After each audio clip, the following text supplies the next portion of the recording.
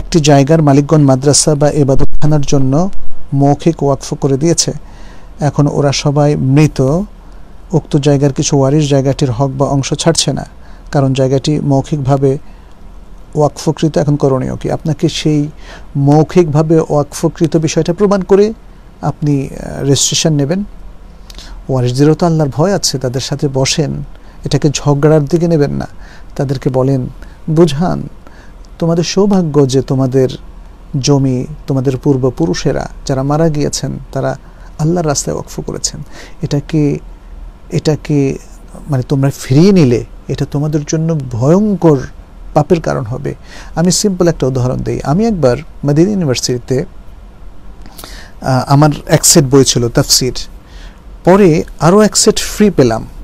তখন আমি চিন্তা করলাম, এটা মাদানী ইউনিভার্সিটিতে অনেকে করতো, নানাভাবে সে যখন একাধিক সেট পেয়ে যায় আরেকটা সেট বিক্রি করে তখন সে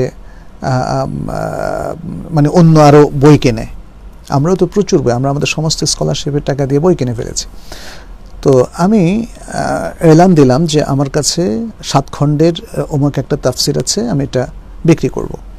বিক্রি করে আমার উদ্দেশ্য হচ্ছে বই মেলা চলছিল, আমি বই কিনব। তো সে টাকা দিয়ে গেল, দিয়ে চলে গেছে। আমি একদিন রাত্রে 11টা-12টার দিকে ঘুমে সে হঠাৎ করে আসলো, বলল যে ভাইজান তুমি আমার কাছে যে বিক্রি করছো এটা তো ওয়াকফের লেখা আছে। আমি দেখাও। তখন সে ভলিউম নিয়ে আসলো, বললো যে ওয়াকফুন লিল্লাহ, ওয়াকফুন লিল্লাহ, যে ওয়াকফের বই তো বিক্রি করা যায় না, এবং সেখানেও লেখা আছে ওয়াকফুন লিল্লাহ লা ইয়াজুজু বাইউহু, সেটা বিক্রি করা জায়েজ হবে না। এটা সিল দেওয়াই আছে। সিলে যদি লা ইয়াজুজু বাইউহু নাও লেখা থাকতো তবুও বিক্রি করা জায়েজ হতো না। আমি তখন বললাম যে ভাইজান তুমি তো এখনো আমাকে পয়সা দাও নাই, পয়সা তোমাকে দিতে হবে না, এটা আমি জানতাম না, আমি না জেনে তোমার কাছে ওয়াকফের জিনিসটা বিক্রি করতে চেয়েছি, এটা তোমার জন্য হাদিয়া, যাও নিয়ে যাও, কারণ আমার কাছে আরেকটা সেট আছে। তখন সে খুব খুশি হয়ে চলে গেল। তো আমার কাছে মনে হচ্ছে আপনার এখানে যে প্রবলেমের কথা বলছেন এটা যদি ওদেরকে বোঝানো যায় তাহলে ওরা ছেড়ে দিবে ইনশাল্লাহ। আচ্ছা, এর আগে যে আশিক আপনি যে 2 রাকাত সালাতের কথা বলছেন মেয়েরা বাসায় পড়তে পারবে কিনা, সেখানে ওই যে বেলালের হাদিসটা আপনারা জানেন বুখারীতে এসেছে। রাসূল সাল্লাল্লাহু আলাইহি সাল্লাম তার খড়মের আওয়াজ শোনাচ্ছিল জান্নাতে এবং জিজ্ঞেস করেছিল তুমি কি আমলটা করো? তখন তিনি বলেন এই যে ওজুর পরে আমি 2 রাকাত পড়ি। আচ্ছা, রবিউল ইসলাম বলেছেন আমার মা মুক্তিযুদ্ধ ভাতা পান, সরকারি ভাতার উপরে লোন দিচ্ছে এবং মাসিক অর্ধেক কেটে রেখে বাকি অর্ধেক দেন।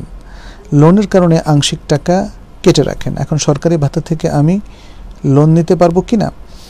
লোনের সিস্টেমটা আমরা যেটা আমাদের দেশের প্রশাসনিক ব্যবস্থাপনায় দেখি সেটা সুদভিত্তিক। যেমন আপনি পোস্ট অফিসে যদি সঞ্চয়পত্র রাখেন সেখানেও সুদ, আপনি যদি আপনার পিএফ ফান্ড থেকে টাকা তোলেন সেখানেও আবার অল্প করে হলেও সুদ দিতে হয়। আপনি যদি যে কোনো হাউস লোন নেন যে কোনো খান থেকে আপনাকে সুদ দিতে হয়, ইন্টারেস্ট দিতে হয়। যেখানে ইন্টারেস্ট থাকবে সুদ থাকবে, সেখানে সুদ এভাবে লোন নেওয়া সুদভিত্তিক লোন নেওয়াটা জায়েজ নেই।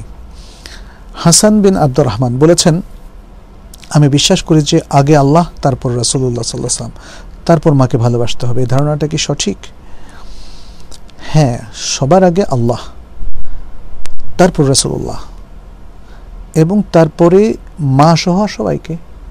মায়ের সাথে সাথে আপনি বাবাকে, আপনার ভাই বোনকে, সেখানে আর তারপর লাগবে না, একসাথেও ভালোবাসতে কোনো অসুবিধা নেই। কারণ মায়ের প্রতি ভালোবাসাটা মাহাব্বা তাবিইয়া, আর আল্লাহ এবং রাসূলুল্লাহ সাল্লাল্লাহু আলাইহি ওয়াসাল্লামের প্রতি ভালোবাসাটা হলো মাহাব্বা দীনিয়া। অতএব আল্লাহ এবং রাসূলুল্লাহ সাল্লাল্লাহু আলাইহি ওয়াসাল্লামের প্রতি ভালোবাসা আর মায়ের ভালোবাসার মধ্যে কোনো কন্ট্রাডিকশন নেই।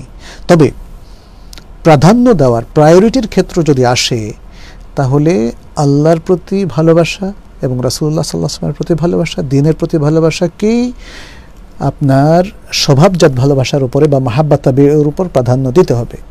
এখন যদি কারো বাবা কুফরির পক্ষে থাকেন, কারো ভাই জালিম এবং অন্যায়ের পক্ষে থাকেন, তখন ইসলাম বলে যে তাদের পক্ষে যাওয়া যাবে না।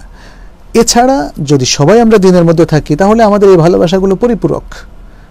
কারণ মুমিনদের পরস্পরের প্রতি ভালোবাসা, আমার বাবাও মোমেন, মাও মোমেন, তাদের পরস্পর প্রতি ভালোবাসা দ্বীনের প্রতি ভালোবাসারই পরিপূরক।